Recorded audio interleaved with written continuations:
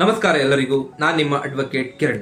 So ಇವತ್ತಿನ ನನ್ನ ವಿಡಿಯೋದ ಟಾಪಿಕ್ ಏನಪ್ಪಾ ಅಂದ್ರೆ SARFAESI act 2002, securitisation and reconstruction of financial asset and enforcement of security interest act 2002.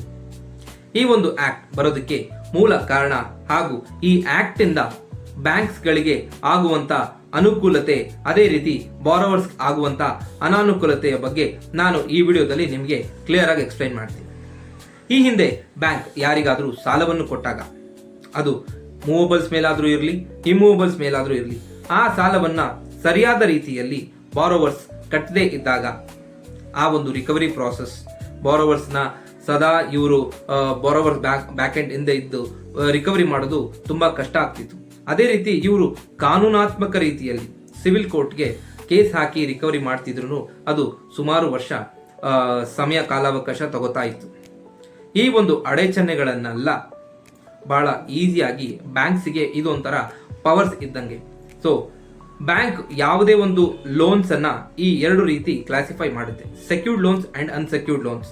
So SARFAESI act ಅಲ್ಲಿ ಬರೀ ಸೆಕ್ಯೂರ್ಡ್ ಲೋನ್ಸ್ ಮಾತ್ರ ಬರುತ್ತೆ. ಸೆಕ್ಯೂರ್ಡ್ ಲೋನ್ಸ್ ಅಂದ್ರೆ ನೀವು ಬಾರೋವರ್ ಆಗಿದ್ದಲ್ಲಿ ನೀವೇನಾದ್ರೂ ಲೋನ್ಸ್ ಅನ್ನ ಬೇಕು ಅಂತ ಬ್ಯಾಂಕ್ ಅನ್ನ ಅಪ್ರೋಚ್ ಮಾಡಿದಾಗ ತಮ್ಮ ಬಳಿ ಇರುವಂತಹ ಯಾವ್ದಾದ್ರು ಅಸೆಟ್, ಇಮೂವಬಲ್ ಅಸೆಟ್ಸ್ ಅನ್ನ ನೀವು ಅಡಮಾನ ಮಾರ್ಟ್ಗೇಜ್ ಮಾಡಿ ನೀವು ಲೋನ್ ತಗೊಳ್ಳುವಂಥದ್ದು. ಸೊ ಒಂದು ವೇಳೆ ನೀವು ಸತತ 3 ತಿಂಗಳು EMI ಅನ್ನ ಕಟ್ಟದೇ ಇದ್ದಾಗ ಆ ಒಂದು ನಿಮ್ಮ ಸ್ಟ್ಯಾಂಡರ್ಡ್ ಅಕೌಂಟ್, ನಿಮ್ಮ ಒಂದು ಲೋನ್ ಅಕೌಂಟ್ ಸ್ಟ್ಯಾಂಡರ್ಡ್ ಅಕೌಂಟ್ ಆಗಿರುತ್ತೆ. 3 ತಿಂಗಳು ನೀವು ಆ ಲೋನ್ ಅನ್ನ ಸರಿಯಾದ ರೀತಿಯಲ್ಲಿ ಕಟ್ಟದೇ ಇದ್ದಾಗ ಆ ಒಂದು ಸ್ಟ್ಯಾಂಡರ್ಡ್ ಅಕೌಂಟ್ ಇಂದ ಅದು NPA ಅಕೌಂಟ್ ಆಗಿ ಮಾರ್ಪಡುತ್ತೆ. NPA ಅಕೌಂಟ್ ಅಂದ್ರೆ ನಾನ್ ಪರ್ಫಾರ್ಮಿಂಗ್ ಅಸೆಟ್. ಸೊ ಆ ಒಂದು ನಾನ್ ಪರ್ಫಾರ್ಮಿಂಗ್ ಅಸೆಟ್ ಈ ಕ್ಲಾಸಿಫಿಕೇಶನ್ ನಲ್ಲಿ ನಿಮ್ಮ ಲೋನ್ ಅಕೌಂಟ್ ಬಿದ್ದಾಗ ಬ್ಯಾಂಕ್ ಅದನ್ನ ಹೇಗೆ ನೋಡುತ್ತೆ ಅಂದ್ರೆ ಆ ಒಂದು ಅಕೌಂಟ್ ಇಂದ ಬ್ಯಾಂಕ್ಗೆ ಯಾವುದೇ ಒಂದು ಲಾಭ ಇಲ್ಲ, it is a loss account. So ಈ ಅಕೌಂಟ್ ಇಂದ ಅವರು ನೆಕ್ಸ್ಟ್ ಏನ್ ಮಾಡ್ತಾರೆ, ನಿಮ್ಮ ಮಾರ್ಟ್ಗೇಜ್ ಆದಂತಹ ಪ್ರಾಪರ್ಟಿ, ಸೊ ನೀವು ಫಾರ್ ಅನ್ ಎಕ್ಸಾಂಪಲ್ ಒಬ್ಬ ಪರ್ಸನ್ ಎ ಒಂದು 25 ಲಕ್ಷ ಬ್ಯಾಂಕಿನಿಂದ ಸಾಲ ತಗೊಂಡಿರ್ತಾನೆ. ಆ ಒಂದು ಸಾಲಕ್ಕೆ ಅವನು ಇರುವಂತಹ ರೆಸಿಡೆನ್ಷಿಯಲ್ ಪ್ರಾಪರ್ಟಿ, ಆ ಪ್ರಾಪರ್ಟಿ ಏನಿದೆ ಆ ಪ್ರಾಪರ್ಟಿ ಡಾಕ್ಯುಮೆಂಟ್ಸ್ ಅನ್ನ ಬ್ಯಾಂಕ್ಗೆ ಅಡಮಾನ ಇಟ್ಕೊಂತಾನೆ. ಸೊ ಬ್ಯಾಂಕ್ 3 ತಿಂಗಳು ಆ ಒಂದು ಪರ್ಸನ್ ಎ ಆ EMI ಅನ್ನ ಕಟ್ಟಿಲ್ಲ ಅಂದಮೇಲೆ ಅವರಿಗೆ ಒಂದು NPA ಆಗಿ ಕ್ಲಾಸಿಫೈ ಮಾಡಿ ಒಂದು ನೋಟಿಸ್ ಕೊಡುತ್ತೆ, ಡಿಮಾಂಡ್ ನೋಟಿಸ್. ಸೊ ನೋಡಿ, ನೀವು 25 ಲಕ್ಷ ಸಾಲವನ್ನು ಬ್ಯಾಂಕ್ನಿಂದ ತಗೊಂಡಿದ್ದೀರಾ, 3 ತಿಂಗಳು ನೀವು EMI ಅನ್ನ ಕಟ್ಟಿಲ್ಲ, ಸೊ ನಿಮ್ಮ ಅಕೌಂಟ್ NPA ಆಗಿ ಕ್ಲಾಸಿಫೈ ಆಗಿದೆ.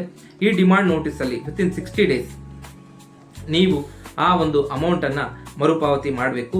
ಇಲ್ಲ ಅಂದ್ರೆ ನಿಮ್ಮ ಮೇಲೆ ಸರ್ಫಾಸಿ ಆಕ್ಟ್, ಈ ಒಂದು ಆಕ್ಟ್ ಪ್ರಕಾರ, ಈಗಾಗಲೇ ಹೇಳಿದಾಗೆ ಸರ್ಫಾಸಿ ಆಕ್ಟ್ ಪ್ರಕಾರ ನಿಮ್ಮ ಒಂದು ಪ್ರಾಪರ್ಟಿಯನ್ನ ಮುಟ್ಟುಗೋಲು ಹಾಕುವುದಕ್ಕೆ ಬ್ಯಾಂಕು ಎಲ್ಲಾ ರೀತಿ ಪ್ರಯತ್ನವನ್ನು ಮಾಡ್ತಾರೆ.